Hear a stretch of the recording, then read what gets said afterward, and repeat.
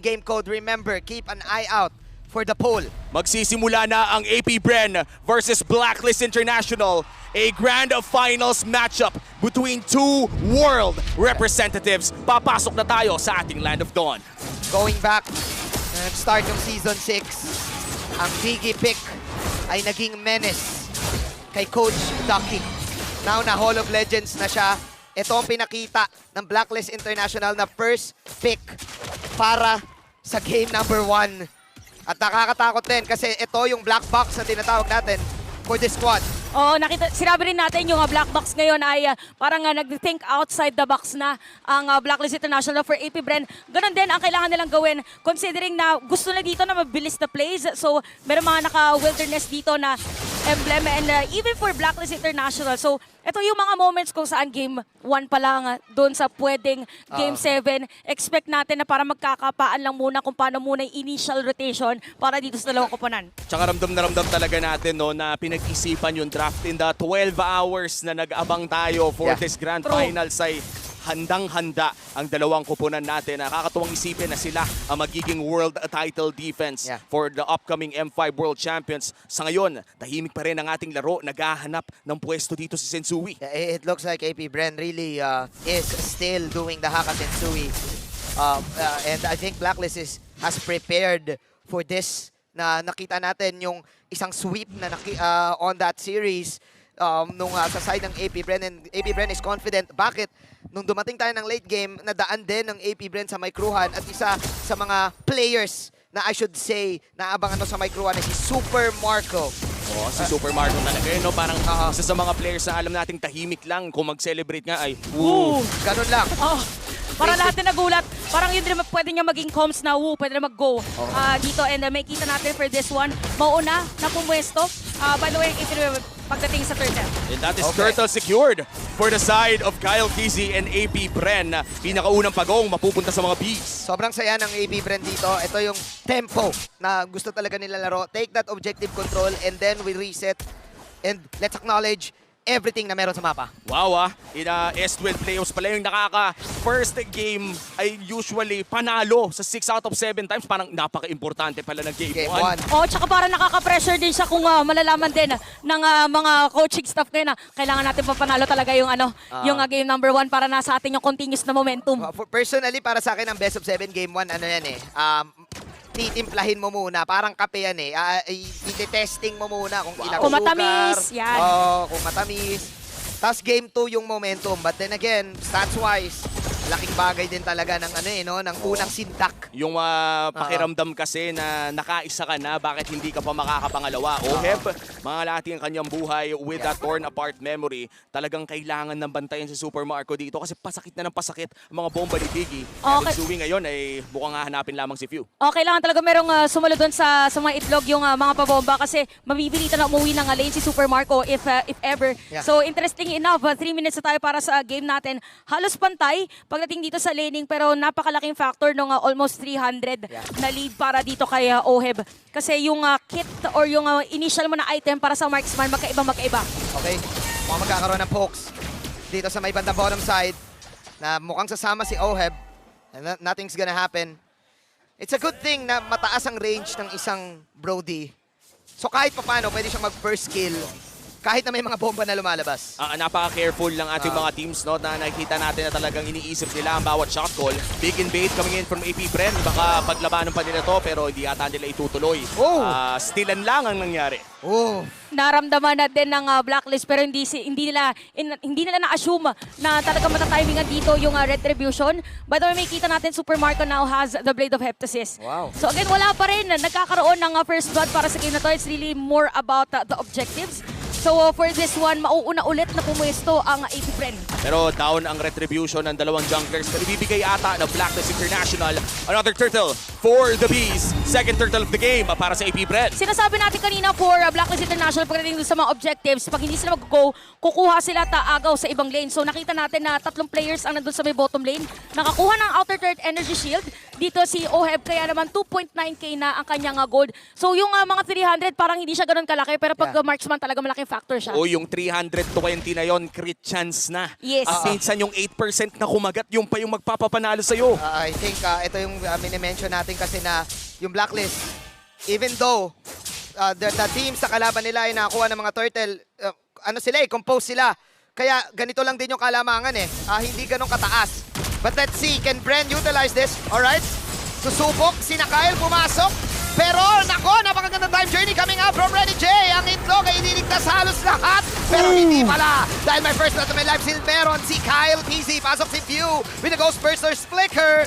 Wala na magiging casualty. That's a jungler for a jungler. Napakagandang Netherrealm mula kay Few. Nagka-counter actually nga dalawang Netherrealm natin. So, ang magiging factor dito is kung sino yung may mas late na Netherrealm na magagamit doon sa may teamfight. Kasi more on burst dito for AP Bren. Oy, wait lang. Edward. Final slash. Oh no! Sisetapan daw si Edward pero chill lang daw. As Edward, he knows his capability to escape. Pero ngayon may kita natin yung sinasabi nating layering of skills. At nakaisa si Super Marco. Itlog ang almusal ni Super Marco dito sa bottom side. And for that, gold day na pa natin sabihin at Super Marco, yung naging edge kanina ni Oheb sa kanya ay unti-unti niya rin na mahabol dahil meron pa siyang assist at that bottom lane. So 500 ang kanyang, ang lamang dito ni Oheb, meron siyang hakas to. So sinasabing crit chance, dalawa na. So that is 8% crit chance. Tapos nag-build na rin ng boots si Kuya Oheb dito. Ang laking bagay talaga niyan. And for the Irithel, yung power spike niya around the mid-game mark of the game ay talagang napakalaki.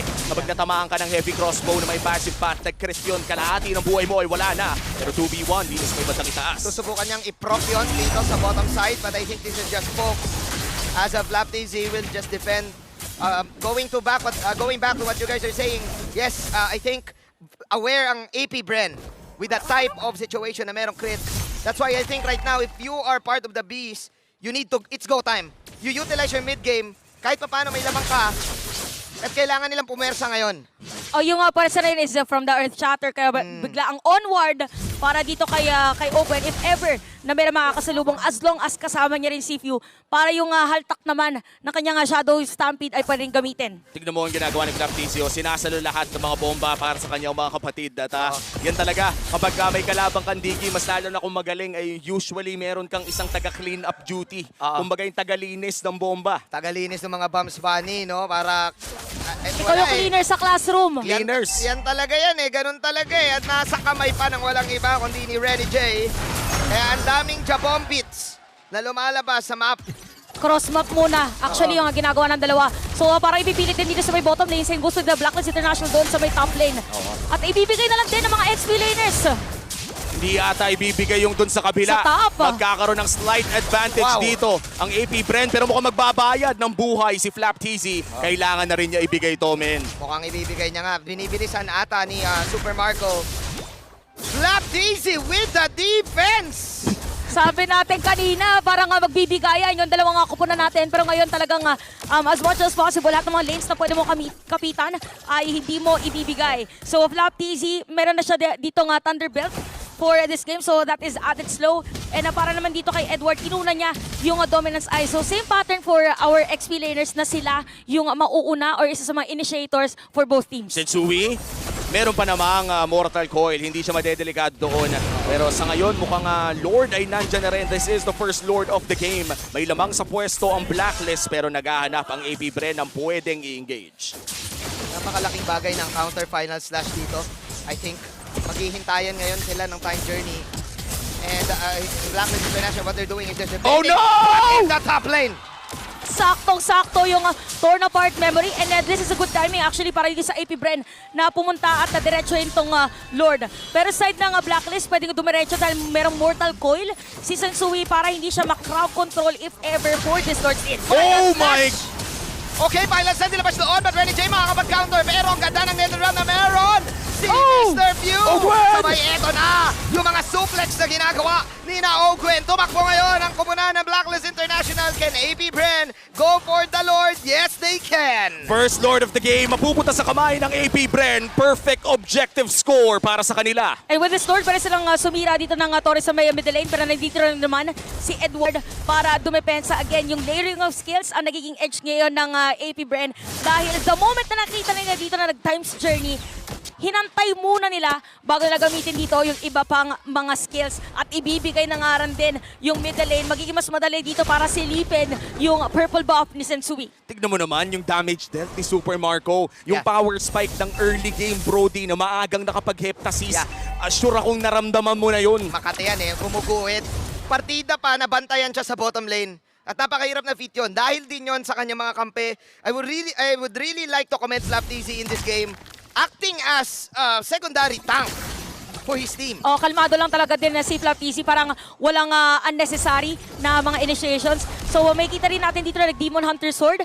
Actually si Super Marco at yung malangit nga na Blade of Heptasis. So expect that si Super Marco every time na magkakaroon ng stock ay dediretso with a torn apart memory. Tsaka parang dagdag sakit pa lalo kapag natamaan ka nung armor pen ng isang Kyle TZ Dirot tapos natamaan ka pa ng torn apart memory. Para kang nagtanggal ng lahat ng armor mo. Noot sa sarap ang torn apart memory. Yeah, last pick itong Dairot no? Last pick. So, nagme-make sense. Kahit na yung Terizla ay makunachi, masasaktan. Oh, kita natin na even for Edward nga, usually di ba nakikita natin siya pagka Terizla papasok anytime. Pero dahil aware din siya dito sa threat ng AP Bren, wag na lang muna, kaya na rin lumobo at 5.6k gold lead dito ang lamang ng AP Bren. So, same muna na strategy na sinasabi natin pagdating dito sa MPL Philippines, tiis, pogi, hanggang makahabol dun sa farm. Very safe nga ang naging laruan ng Blacklist International mula early game pa lang. Pero isang retry lang kasi in a late game Lord. Isang magandang steal, isang magandang team fight ang kailangan na lang talagang gawin dito ng Blacklist. As you said, Chantel, ay tiis pogi. Antayin natin yung chance nating makasteal ng objective o magkamali ang AP Bren. Ang tanong na lang ay, magkakamali ba ang AP Bren? Napakahirap sagutin kasi it's really up to the composure of AP Bren. Meron bang tilt factor, meron bang asim factor? But I guess, given this game, all throughout 12 minutes, it's AP Bren in the lead. Keeping this game na sila lagi ang nagdidikta kung kailan ng laban. I should say, for Blacklist International, dito sila malakas. Pag umabot na ng 12 minutes at nagsama-sama. Oh, tsaka kung mapansin natin, yung ganitong movement din kasi since meron kang vision with the bombs, para magiging mas madali dito yung area for them to farm. So, parang nung nagsasalita si Ranji kanina, iniisip ko kung paano nga ba ang way of error for AP Bren considering na ganito yung labang. So, pwedeng magkaroon ng force play. Medyo mahirap nga lang mag-long lane kay Edward kasi kailangan din siya sa teamfight kasi hindi hard tank si Rene J. Kailangan na din dito na Okay, violent snatch na pagkulat nila Bastos. Torn apart memory nandito na din. Kyle TZ. Fake lang muna ang bawat kupunan na to. 15k on the Lord. Blacklist International, they will back off and they will disengage. Ibibigay nila itong Lord na libre sa AP Bren. Luminous Lord secured para sa AP Bren. Lahat ng objectives, lahat ng tore, tuloy-tuloy ang objective takes para sa AP Bren. Grabe din ang disiplina dito ng AP Bren kasi hindi din nila pinilit. So parang sinuwag lang nila dito yung mag-a-attempt from Blacklist International. At isang item na lang dito ang inaantay ni Super Marco para mabuo. Actually, kakabuo niya lang bago pa natin makompleto ang ating sentence. So meron na rin si Halbert. Yeah. So imagine, sabi natin, meron ka ng armor pen with this Diroth. Tapos magpatong-patong pa yung mga skills. Medyo mahirap for Blacklist na dumepensa. Ang ganda din ang wave control nila. That's one inhibitor turret down. Mid lane naman ata ang kanilang gusto. Babagsak na rin ang mid lane. Top lane ang huling punteriya para sa AP Bren. Pero mukhang teamfight ata ang kanilang hinahanap. They will try to go for the push. Pero kung ikaw ang AP Bren, siguro ang call mo, okay na yon kasi nakuha mo yung mid, nakuha mo rin yung bottom side. Unang Lord pa lang ba? Pangalawa na, boss. Pangalawa na pala. Luminous na yun eh. Lagi kasi sa AP Bren na pupunta eh. Pangalawang Lord na tapos 5 kills pa lang para sa game natin. Sabi pa naman din naman Jin kanina, gusto mo bakbakan agad. Wala. Pero ito, objective taking muna. Yun ay tuloy na bakbakan. Nag-time journey na din. Pero mas maganda pa rin yung violent slash. Pero nagkalabasan na rin ng Nether Realm. Nandun pa rin Super Marco na pumapalat sa manang Kenny. At pumapalat ang mga Kenny.